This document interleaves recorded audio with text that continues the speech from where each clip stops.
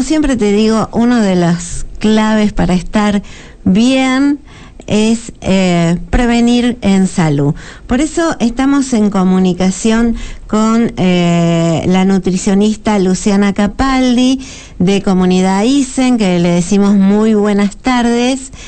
Bueno, gracias por atendernos, licenciada. Hola, buenas tardes a todos. Gracias a ustedes por la invitación. No, al contrario. La semana pasada fue una semana muy especial que tiene que ver con el consumo de sal, ¿no? Exacto, la semana. Sí, te escucho. La semana de concientización del consumo de sal. Bueno, que es todo un tema la sal, ¿no? Exactamente, sí. Bueno. ¿Qué pasa con vamos a empezar como así generalizar? ¿Qué pasa con la sal y los argentinos? ¿Somos de consumir mucho? Exactamente, sí. En Argentina la hipertensión arterial afecta a 1 de cada 3 personas y se estima que el consumo de sal en el país es de aproximadamente entre 10 y 12 gramos por día por persona, cuando la recomendación es que el consumo sea menor a 5 gramos por día por persona. O sea que tenemos un alto... Es un consumo muy alto. Muy alto, ¿no? Y qué, más allá de la presión arterial, ¿no? Que todos sabemos que bueno, que es muy dañina. ¿Qué produce en el cuerpo el alto consumo de sal? Y con el tiempo comienza, la hipertensión arterial es el aumento de la presión sanguínea por encima de los valores considerados normales y es uno de los factores de riesgo cardiovasculares más frecuentes, y esto se debe al exceso de sodio consumido a lo largo del tiempo, ¿no? Sí. No, la escuché. No, que habitualmente la hipertensión arterial no produce síntomas y si los hay no son muy claros, por lo que se dice que es una enfermedad silenciosa. Y lo que sucede actualmente es que muchas personas tienen hipertensión arterial y todavía no fueron diagnosticadas. ¿Y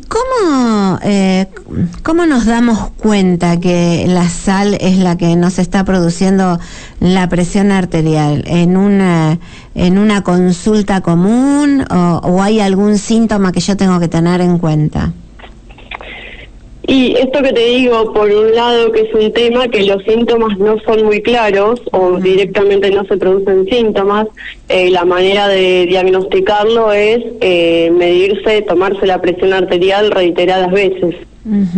Por lo general al consultorio de nutrición llega la persona ya con un diagnóstico médico. Ajá, perfecto. ¿Y tenemos que dejarla totalmente la sal o hay alguna posibilidad de tomar otro tipo de sal, menos, controlarlo? En algunos alimentos sí y en otros no. A ver, la sal, o que solemos llamar como sinónimo el sodio, la sal está formada por cloro y por sodio, por eso solemos llamarla como sinónimos. El sodio está ampliamente distribuido en los alimentos, por eso cuando el médico o el cardiólogo nos indica comer sin sal, en realidad lo que se está refiriendo es a una alimentación baja en sodio. Dependiendo de cómo afecte la presión en el paciente, algunos pacientes necesitan medicación y otros no, solo con la alimentación lo pueden controlar.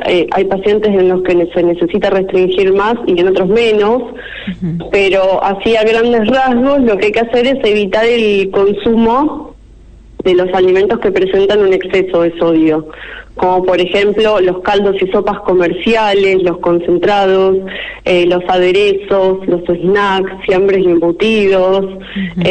Los quesos duros tienen mucho sodio, por eso recomendamos elegir quesos sin sal. Panes y galletitas también, por eso preferimos recomendar que sean sin sal. Evitar los enlatados, los alimentos en conserva, y en caso de elegirlos, siempre que se puedan, que se laven primero, que ya de esa manera se disminuye mucho el consumo de sodio. Y bueno, y los alimentos ultraprocesados en general también tienen mucho sodio. Está bien. Y estas nuevas sal, yo digo nuevas porque, bueno, hace un tiempo que se vienen manejando, por ejemplo, bueno, está la sal baja en sodio, pero después el otro tipo de sal que vienen saborizadas y demás, ¿esas también son malas? A ver, la sal, por ejemplo, la sal de Himalaya, que es una sal que se consume mucho actualmente, si te la comparo con la sal común tiene un 99% de cloruro de sodio y la sal de Himalaya un 98%. En realidad, el aporte de sodio es muy similar. Ajá. La recomiendan mucho, se recomienda por el tema de que... o sea, se dice que es más saludable porque tiene un mayor contenido de algunos minerales, como por ejemplo el calcio, el magnesio, el potasio, pero en realidad el aporte de estos minerales es insignificante comparado con el aporte de otros alimentos. Entonces, yo para mi opinión, es más o menos lo mismo, porque el aporte de sodio es el mismo. Es el mismo. ¿Qué pasa con la gente que hace salmuera? Por ejemplo, la gente que hace carne asada, el asadito del fin de semana, sí. En vez de poner, muchos le ponen sal gruesa, otros hacen salmuera y le ponen, otros salan con sal fina igual. Bueno, de todas las malas, ¿cuál sería la más indicada? No, a ver, yo lo que siempre recomiendo, si el paciente tiene que comer sin sal, bueno, lamentablemente no habría que ponerle sal a la carne, y sí poner un montón de otros condimentos para realzar el sabor a las carnes que no sean sal ni salmuera que está formada por sal. Claro, o sea, ¿qué pasa con los chicos, licenciada, y la sal? Y con los chicos es como difícil por el tema de que, bueno, de los alimentos ultraprocesados que te decía recién, que tienen mucho consumo de sodio y que se consume mucho. En realidad se recomienda desde el nacimiento, digamos, la sal no está prohibida en menores de 1 año, porque el bebé no conoce el sabor salado. Claro. Y siempre después lo que nosotros sugerimos como educación nutricional es tratar de no agregarle sal a las comidas, porque cuanto más acostumbras a un nene a comer con sal, después es más difícil el día de mañana que consuma con menos sal. Claro. O sea que acostumbrar también al gusto a no tener, porque a ver, uno a veces si se pone a pensar, cuando vos le pones sal perdés el gusto del alimento que estás comiendo, ¿no? Y cuando sacamos la sal de la comida, en realidad empezamos a conocer el verdadero sabor de los alimentos. Y a muchas personas le cuesta mucho, en realidad se tarda entre 3 y 4 meses para que el paladar se adapte a comer sin sal. Uh-huh. Es todo un proceso, ¿no? Exacto. Por eso a mí me parece muy importante, además de trabajar con la persona que llega con hipertensión arterial, también trabajar desde lo que es la prevención. Hay muchos factores de riesgo que llevan a la hipertensión arterial. Tenemos el componente hereditario sobre el que no podemos trabajar porque no se puede modificar, pero después sí hay factores modificables que son la mala alimentación, sobre todo por el exceso de sodio, el exceso de peso, la inactividad física, el estrés. Entonces por eso me parece importante empezar desde la prevención para que justamente las personas que presenten factores de riesgo puedan llegar a evitar a desarrollar la hipertensión arterial. Claro, por supuesto, y me parece que ahí está la clave, ¿no? En la prevención, y que por ahí cuesta mucho prevenir porque ya es como una costumbre, ¿no? Claro, exacto. Es como una costumbre. Inclusive, bueno, por ley ahora sacan el salero, salvo que lo pida, en los restaurantes. Eso es una medida bastante interesante, ¿no? Para la prevención. Si uno lo quiere, lo tiene que pedir, sí. Uh-huh. Sí, eso es un avance importante que se hizo hace ya varios años para evitar el exceso de consumo de sal. Perfecto. Bueno, la verdad que no queríamos pasar esa semana un poco para prevenir y cuidarnos en la salud, ¿no? Claro, sí, sí.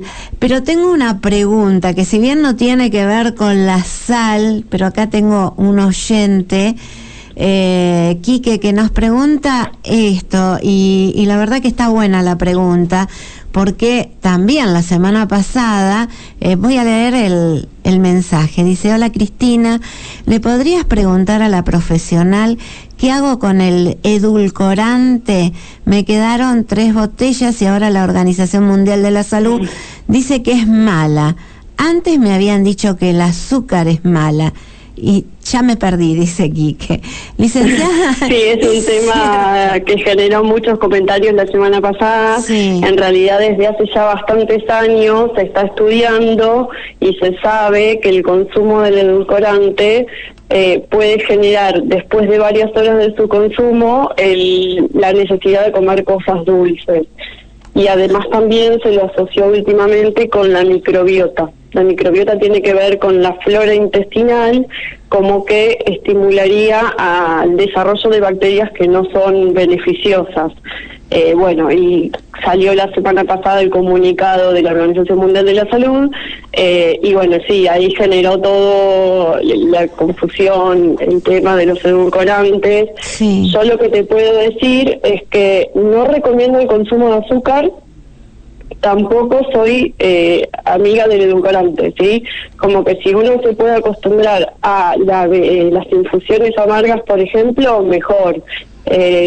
Si consumís azúcar, empezar a consumir en cada vez menos cantidades. Y si consumís mucho edulcorante, también consumir pequeñas cantidades. Y en personas, en el individuo sano, digamos, en personas que no tienen obesidad, que no tienen diabetes, por ahí también se recomienda endulzar con otras cosas, como por ejemplo con miel, con coco. Uh-huh. La stevia tampoco, ¿no? Y en mucha cantidad, idealmente no. Uh-huh. O sea que con 2 temas de hoy es como que tenemos que volver a lo natural, ¿no?